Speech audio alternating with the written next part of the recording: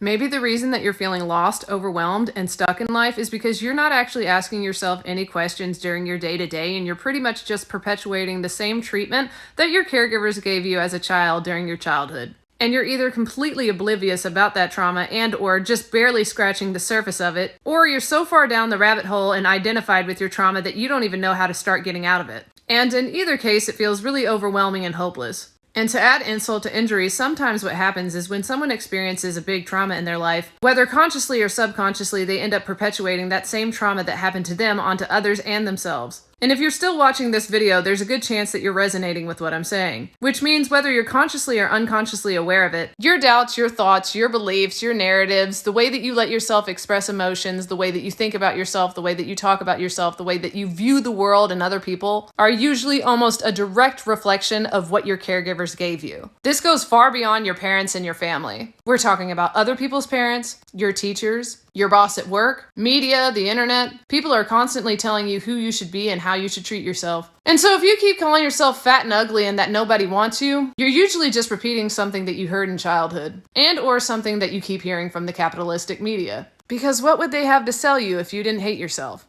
Have you ever stopped to ask yourself, really ask yourself why you hate yourself? If you're still watching this video, probably not. Or you just like me, in which case thank you. Which takes me back to my original point. So real quick, my name is Sarah, I'm your favorite self-experimenting coach or companion, and I help get people reacquainted with who they most authentically are. And so much of my work is just empowering people to understand that you already have everything that you need within yourself to actually enjoy your life and really love yourself. You want to know how to make your life better? Stop treating yourself like your parents, like your ex, like that one friend group that you never felt comfortable in. Stop treating yourself like an inconvenience. Your inner child has been screaming out for a parent for years, and I'm telling you, nobody wants to come adopt that thing. That is your responsibility. Stop being a deadbeat daddy to your inner child. Over here looking at everybody else and everything outside of you to take care of that thing. That's why a lot of people get so torn up after they get broken up with. Well, who's gonna take care of this kid now? I want you to feel comfortable reaching out for help because people can and will help you. But you have to be responsible for saving yourself. Lighthouses bring boats to shore, but they do not get in the water and drown themselves.